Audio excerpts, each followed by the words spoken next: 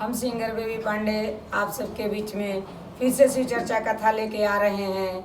आप सब हमारा कथा सुनिए। शिव गुरु के चरणों में प्रणाम, पार्वती माता की चरणों में प्रणाम, सभी देवी देवताओं के चरणों में प्रणाम, माता पिता की चरणों में प्रणाम, सास ससुर के चरणों में प्रणाम। हमारा प्रणाम का स्वीकार करो, हे देव स्वीकार करो।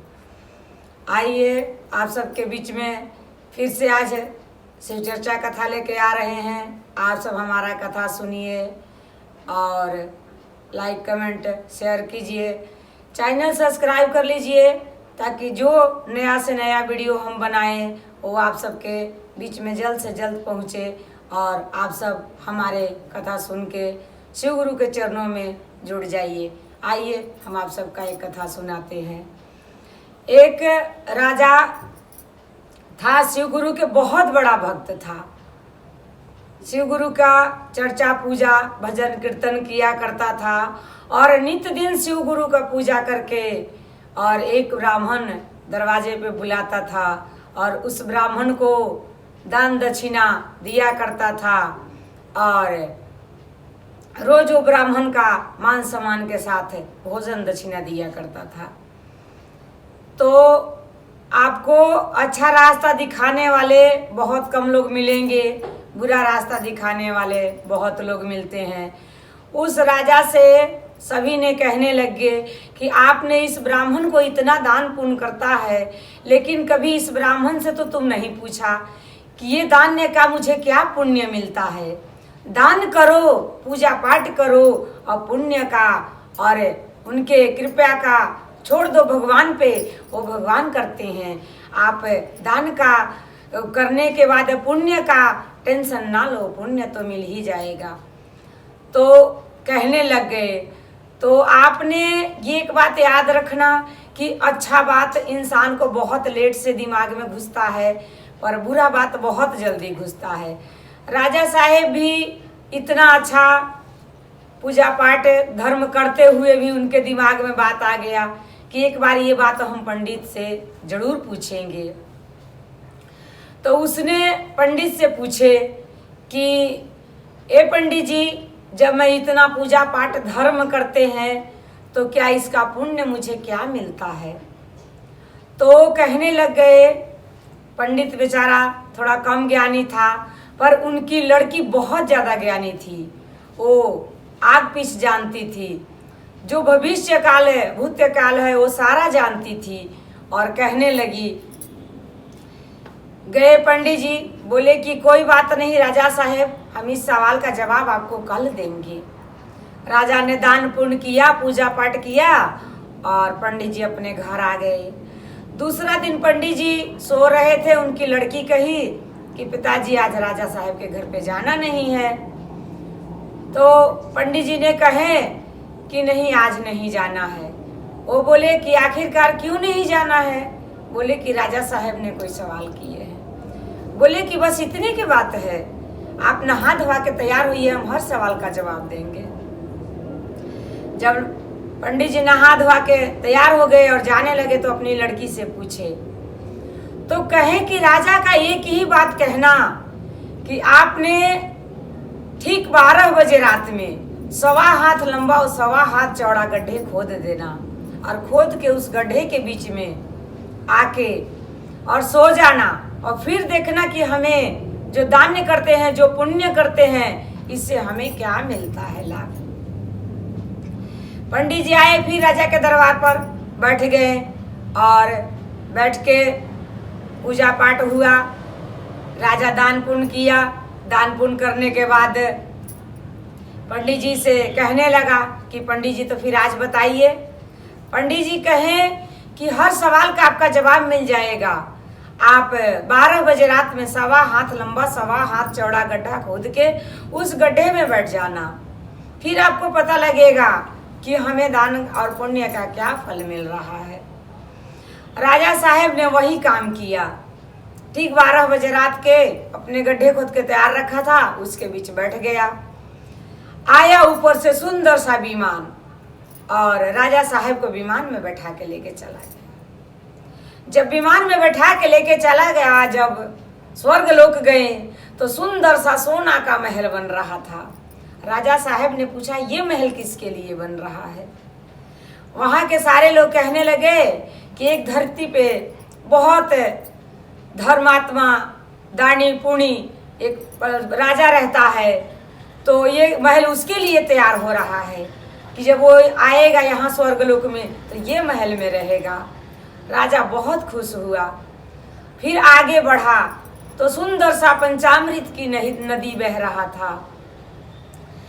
तो राजा साहेब पूछे कि ये नदी किस चीज का है, तो कहने लग गए कि ये नदी एक राजा ने बहुत दान पुण्य करता है, धरती पर पूजा पाठ करता है, उसके पुण्य से ये बह रहा है कि जब वो आएगा तो नहाएगा और पूजा पाठ करेगा इसमें आके। राजा और खुश हो गया और उसके आगे बढ़ गया। जब उसके आगे बढ़ गया तो राजा ने एक सुंदर सा कल्याण का पेड़ देखा, सुंदर सा लहलहाते हुए इतना सुंदर पेड़ था। राजा कहने लगा कि ये पौधे क्यों है। तो वहाँ के सारे लोग कहने लग गए कि एक राजा है, वो बहुत अच्छा दान पुण्य धरती पे करता है, पुण्य का काम करता है और उसके पुण्य से ये पौधे तैयार है कि जब वो स्वर्ग लोक में आएगा तो इसको नीचे बैठ के आराम विश्राम करेगा, हवा ठंडा ठंडा शीतल शीतल मिलेगा। राजा बहुत खुश हुआ और फिर विमान उठाया और लाके उहे धरती पे गड्ढे में रख दिया। इतने पे राजा बहुत खुश हुआ और सुबह जल्दी जल्दी नहा धोवा के और जो वो दान दक्षिणा देता था उसके साथ थोड़ा सोना चांदी भी मिला दिया और ब्राह्मण को दान दे दिया और कहा कि हे ब्राह्मण जी, आपने तो मेरा आँख ही खोल दिया। ऐसे कहकर वो राजा बहुत खुश हुआ और खुश होकर पंडित को दान दे दिया। जब पंडित को दान देते हुए अगल बगल का लोग देखे तो सोचे ये राजा तो और अच्छा काम करने लग गया, अब इसको हम दूसरे रास्ता कैसे धराएंगे। फिर उसने राजे को कहा कि राजा साहेब, ये पंडित में ज्ञान थोड़े न है, इसके लड़की में ज्ञान है, आप इसके लड़की से ब्याह कर लो, आपके घर में सारा कुछ आ जाएगा, ज्ञान ही आ जाएगा, आपके सारा चीज़ घर में मिल जाएगा। राजा साहेब का भी दिमाग बदल गया और जैसे पंडित आए पूजा पाठ कराए, दान दक्षिणा दे के कहने लगे कि हे ब्राह्मण, मैं आपसे कुछ कहना चाह रहे हैं। ब्राह्मण बोला कि कहिए राजा साहेब, आप क्या जो कहना चाहते हैं कह सकते हैं। राजा ने कहा कि हम आपकी लड़की से ब्याह करना चाहते हैं। पंडित ने बोला कि कल बताएंगे। आया घर पे और आकर दूसरे दिन पूजा करने नहीं जाने लगा। लड़की फिर कही कि पापा, आज राजा साहब के घर पे पूजा करने जाना नहीं है। पंडित ने कहने लगा कि नहीं, आज नहीं जाएंगे। लड़की बोला आज क्या हुआ। पंडित शर्म के मार से नहीं कह रहा था, कह रहा कि कुछ नहीं, अब जाएंगे ही नहीं। लड़की बोली ऐसा क्या बात हो गया कि आप हमसे बता भी नहीं सकते, एक बार बताइए तो सही। राजा पंडित कहने लगा कि राजा साहब का क्या बात कहूँ, वो आपसे ब्याह करने के लिए कह रहे हैं।